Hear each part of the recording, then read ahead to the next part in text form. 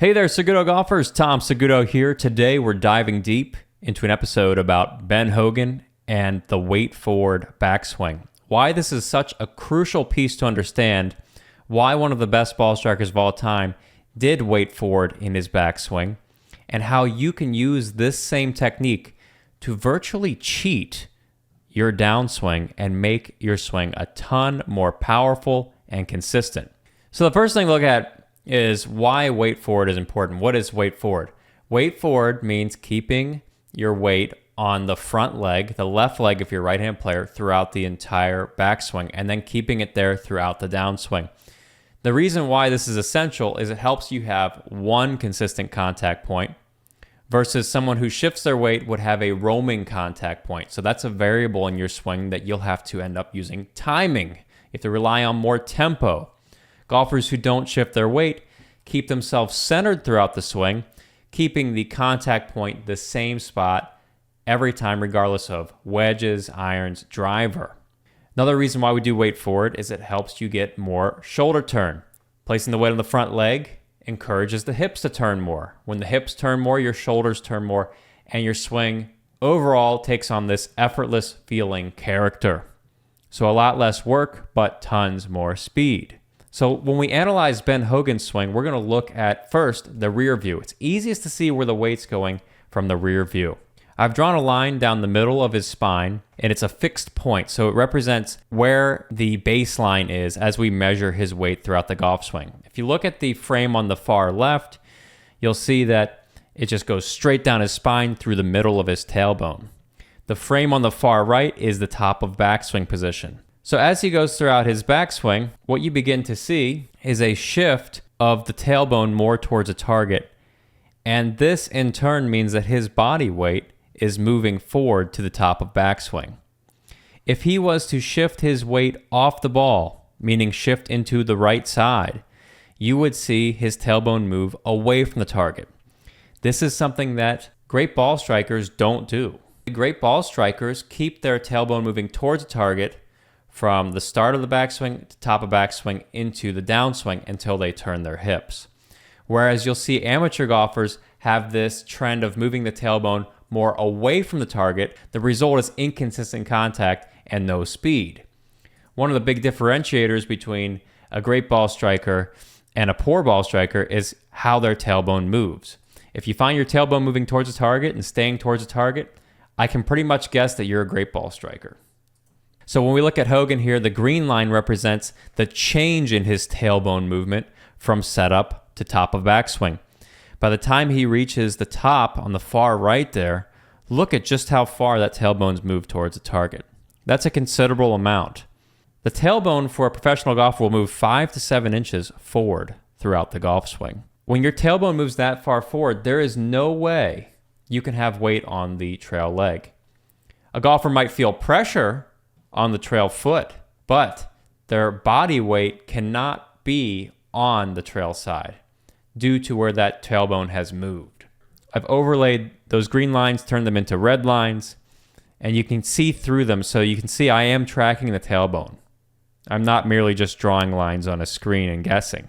That 5 to 7 inches forward, if you were to put your body in that position, you would feel more weight on the front leg. Look at your swing in the mirror, you would also see the same. More weight moving forward.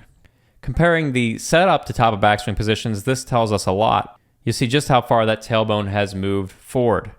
This space here represents that 5 to 7 inches worth of forward movement. Hogan has moved his tailbone considerably more forward and shifted most of his weight towards the front side. This yellow line also represents weight in the sense that you can see only a sliver of his body is over this right side, the top. So we could measure weight by saying, like a scale, this would be perhaps 20% of his body, and then this other side, the left side, would represent 80% of his body. If I was to slice Ben Hogan right down the middle at this point, you would see his body fall left, which essentially means that there's more weight on that front side. We continue onward into something more valuable, looking at the knees. This represents about 55% of his weight on his front side. You can see a slightly kicked in trail leg, as he was known to do. By the time you reach the top of the backswing, we see a dramatic change in the knees. It's almost like these angles have reversed. So the right leg, which was bent, is now a straight right leg.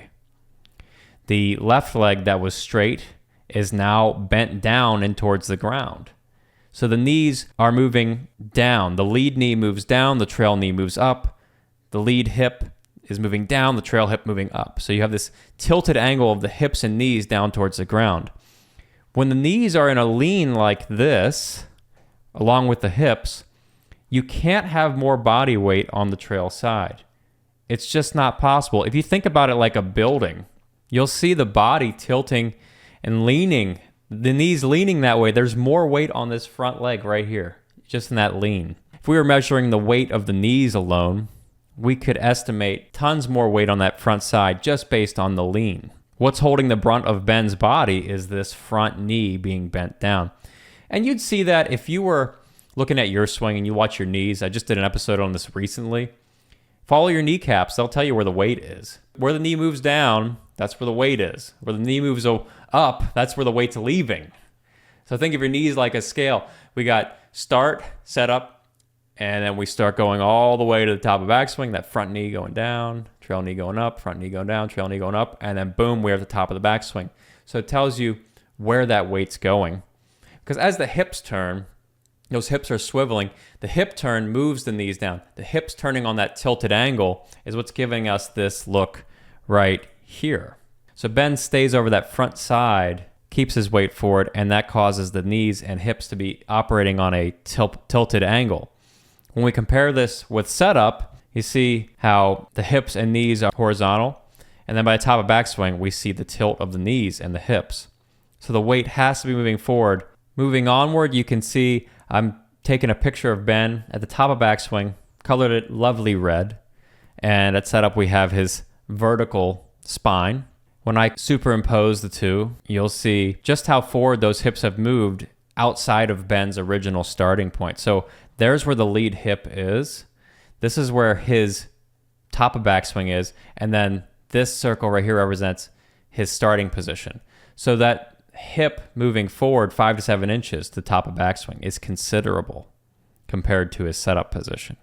Now, some of you are going to say, well, Tom, that's an iron. He doesn't do it with his driver. He really must have shifted more with his driver. We'll compare it with his iron swing to give you this baseline. So we know the weight's forward with the irons here. Does it happen with the driver? So I've got the rear view and I've got Hogan with a driver. It's kind of hard to tell right now. So I'm going to flip Hogan on the right to match up the knees. So now we're going to see how their knees work in tandem, driver versus iron.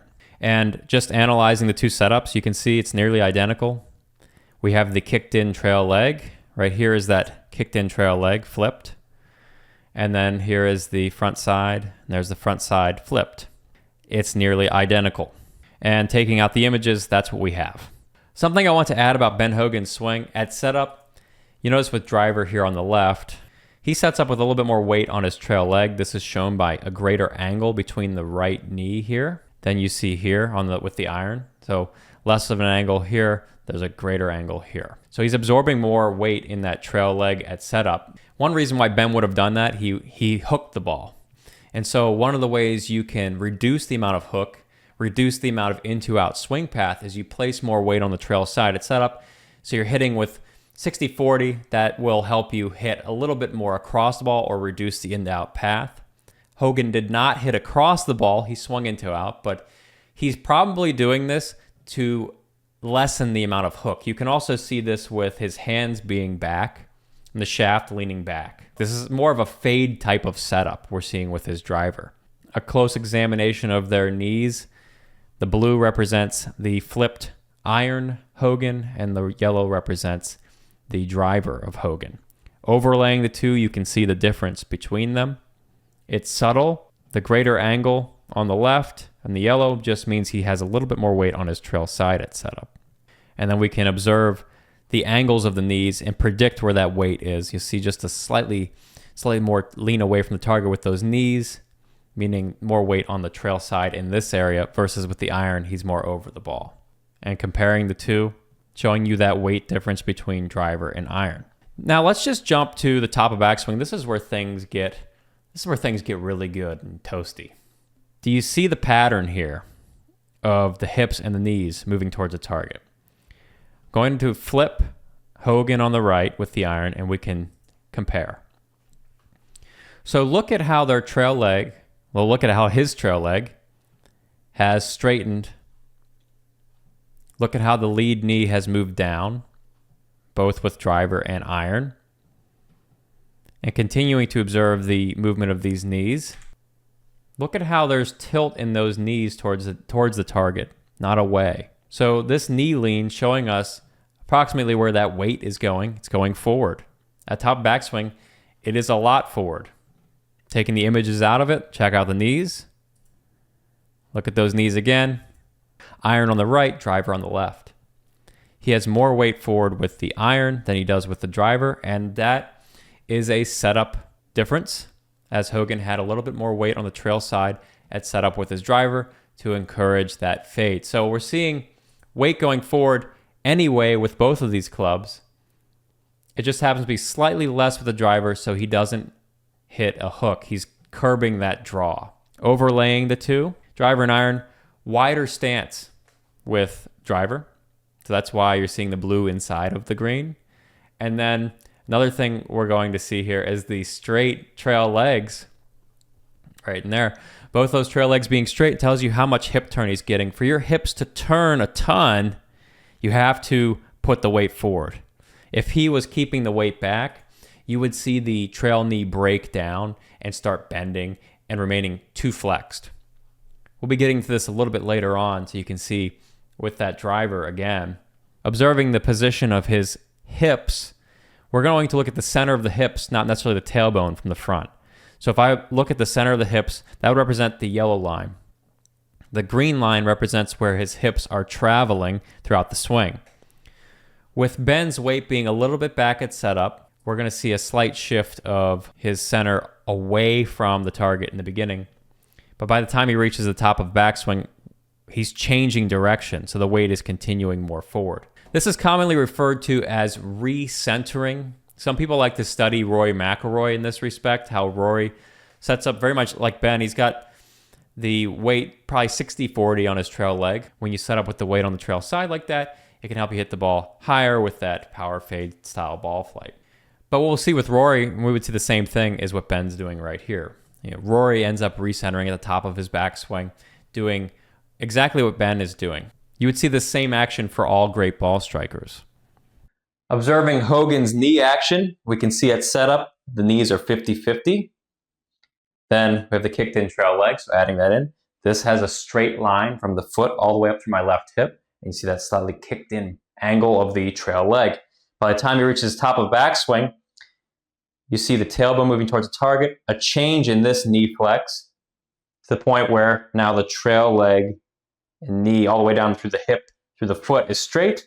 And now we have the lead knee moving in at that bent angle. The change is from here to here. That tailbone moving towards the target happens as a result of the hips turning, me keeping more weight on the front side. So set up to top of backswing. That tailbone has moved 5 to 7 inches all the way to the top. There cannot be much weight on the trail side at this point. If there was, I'd be here. That's my body weight. If you draw a line straight down the middle of my back in your head, and I do this same action, cut me in half right down that line, see which direction I fall. I can feel a lot more weight going this way, especially in the tailbone and knee area, as a result of the hips turning. And it's just a result of keeping the weight anchored more forward. Poor ball strikers will end up with the tailbone moving back throughout the downswing, and perhaps they'll even shift their hips rearward in the backswing, and as they swing through, they stay back.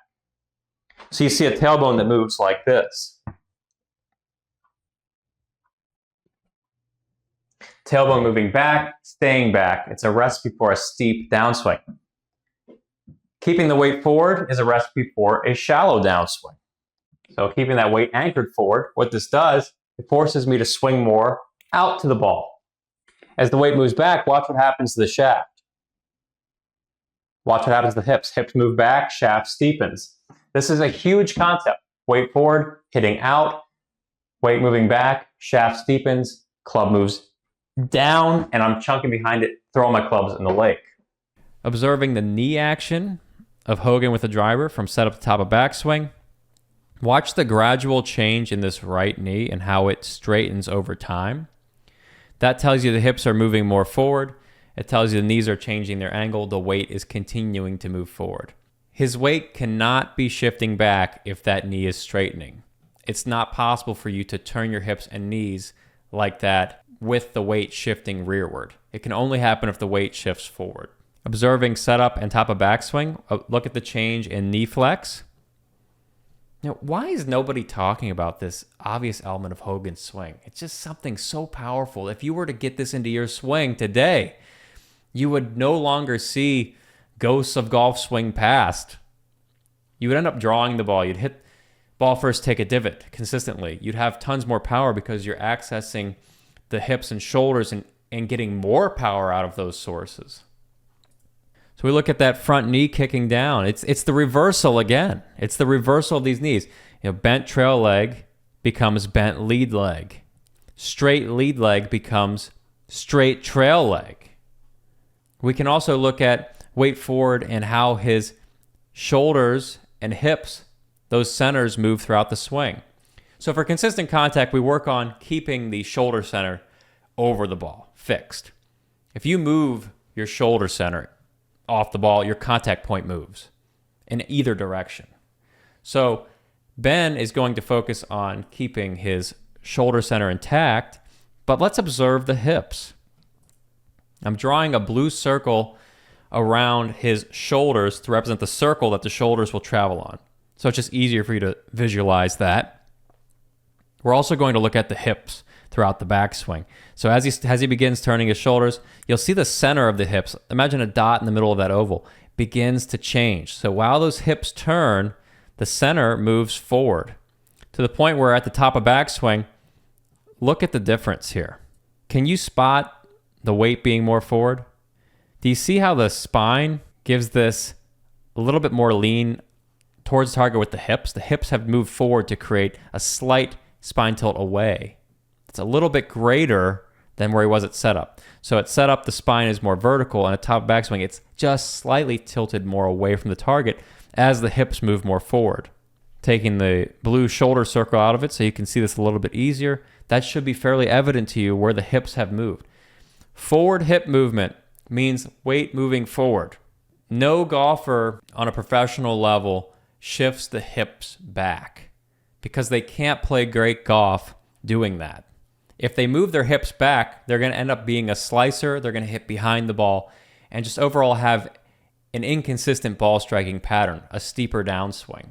We can conversely say a golfer who puts the weight forward and the hips more forward ends up drawing the ball, having a consistent contact point, a shallower downswing, and more swing speed. Great golfers move towards the target. Bad golfers move away from the target.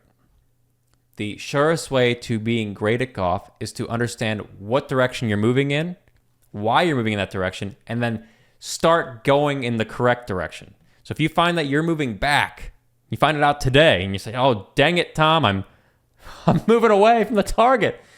We got to get right on track to getting that tailbone moving targetward and staying targetward. You've got to move forward with that lower body, those hips. The weight continues to move forward. Perhaps this is easier for you to see the hips moving forward in that straight right leg. Look at the change in knees once again. What we're about to get into next is really powerful stuff. So if you've liked the knees so far, you're going to want to see this piece. Looking at the change in his knee flex. Starting off, yellow line, slightly bent leg. Most of us will be starting from this point. As he begins to swing, watch how his right knee moves off of that yellow line. This tells you the hips are turning and the trail leg is changing its flex. So the right leg is beginning to straighten. And when I say straighten, I don't mean like it's locking. Locking is very different than straightening. Straightening simply means that we're going from flexed and then we see an inward movement of the knee.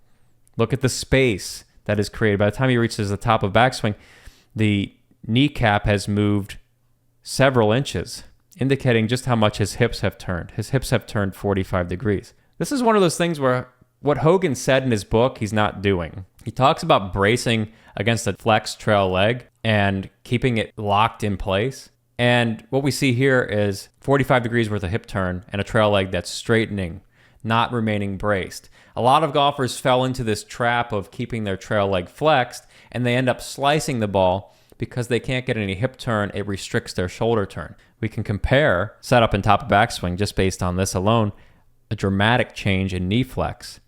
There cannot be weight on the trail leg. Just try it. Try putting weight on your trail leg and then shift your weight back and tell me how your knee works. You're going to find that trail knee stays flexed and flexes more and doesn't move inward. And if you're someone saying, well, Tom, I just did the experiment and my trail knee moved inward, you're one, either really forcing your leg to lock straight, which it shouldn't be doing, or two, you're just shifting pressure and not actually weight. That'd be something to think about. Going to add in a little Ben Hogan overlay action, just showing you that change in knee flex. Look at the space between his knees here.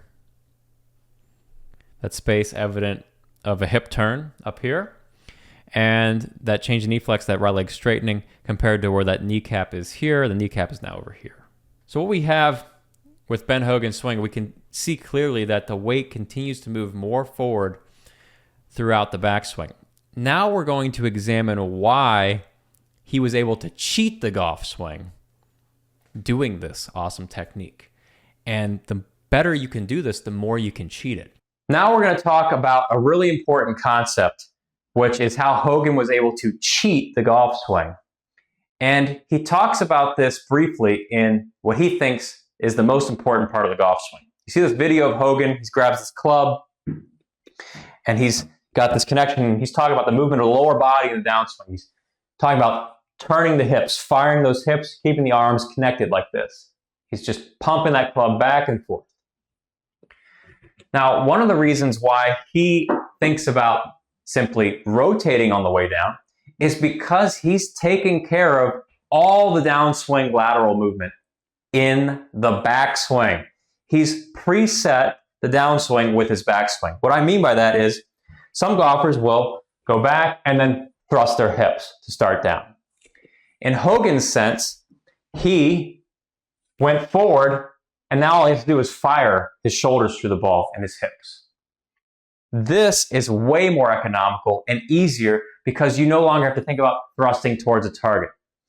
The amount you move off the ball is the amount you have to move forward. So if I move my hips 3 inches off the ball to the top of backswing, I now have to get a lateral move greater 6 inches to get more forward through to the correct position. I can't just simply return to neutral. No, I must keep moving my weight more forward. Double it. Any amount that you move off the ball results in you swinging across the ball. So to get that draw path, to get the club truly shallow, you have to really thrust those hips. So the more off you move, the more you have to move forward. But cheating the downswing means we take away any thought about lateral movement and we replace it with simply hitting the ball. If I preset my weight forward and I continue to the top, keeping that weight forward, the tailbone moves targetward. So now I've already done my lateral move in the downswing. It's taken care of. If I was going to get here, let's say I'm starting from neutral and I fire my hips forward, that's where I need to get. But watch this. I'm there. This versus no thrusting required. Boom. Turn my hips to the top, weight forward.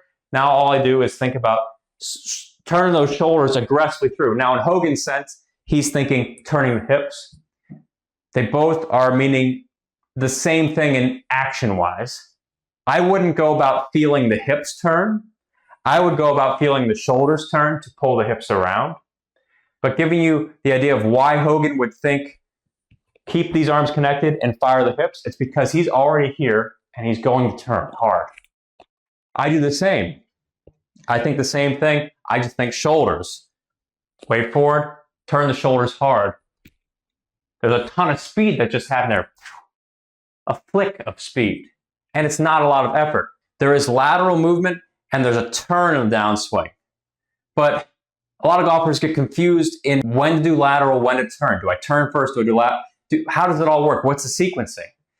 Hogan takes the sequencing thought out. We just set it and swing. So at that point, you have lateral already taken care of. We have rotation that's going to happen. I teach this move in the Segudo.golf online golf school, and you should get started learning the pathway to the hips being more forward with my free mini course, go.segudo.golf. It's the Become a Great Ball Striker course. 17 videos, 45 minutes of content to make you a great ball striker. Comment SG below, and I'll send you a link to that mini course, or check out the link in the comments and description below.